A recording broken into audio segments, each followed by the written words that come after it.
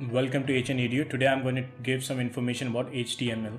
So HTML is the markup language to create the structure of the web page. So whatever content that you see online, whatever content that you're rendering right now, whether it's Facebook, YouTube, when your browser render it, it use HTML to render it. And whatever the structure of the web document is defined by hypertext markup language.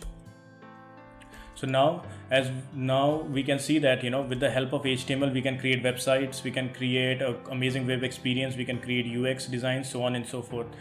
So now HTML and CSS creates a visually representable format, as CSS adds style to the static HTML page. So what CSS do it, for example, your HTML page renders the structure, it renders a nice structure, the heading tags, the paragraph, everything is formatted in a really nice way.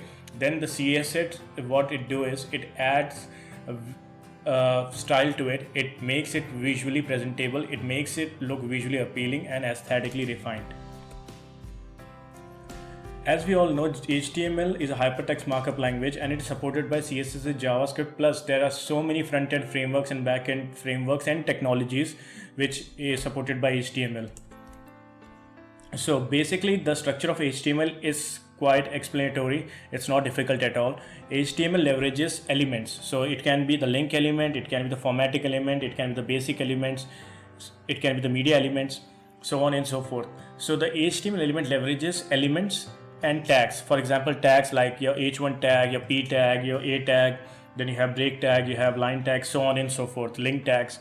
Then it leverages attributes like your href attribute, your hreflang attribute, your style attribute. Then the properties like color, background color, background font size, font family, so on and so forth. Plus it has a certain values. So this is how the structure is done. So basically you're going to write a tag, then you're going to define an attribute, then inside the attribute you're going to define a property, and then you're going to assign a value to that property. This is how the HTML works. Your website is going to contain a lot of tags, it's going to contain a lot of elements, and definitely it's going to contain a lot of attributes, properties and values. So when you structure it in the right way, you're going to find the document in the visually presentable way. And the aim of HTML is the document sharing, is to share document from one node to another. That's why it has been invented by Tim Berners-Lee. So as we all know, the web browser, whatever web browser you're using, whether you're using Google Chrome or whether you're using Mozilla or Safari, etc., the web browser renders the content via leveraging HTML. So whatever content that you see, you can just go and right click, and then you're going to find a few options there. You click on the view source page, and then you can find all the HTML code is over there. Because HTML is a front-end programming language, just like cascading style sheet, CSS, and just like JavaScript. So all the content is rendered in the front-end domain. As we all know, HTML leverages tags, properties and values to render structure to the web page. So for example, your HTML will render a structure to the page, your CSS will add styling to it, and your JavaScript, which will be discussed in the later stage, will add dynamism to it. So as the point suggests, the second point you can see over here, the HTML is a markup language that leverage to share documents, and we have already discussed about it. And HTML is a semantic level markup language which is created to share document via internet.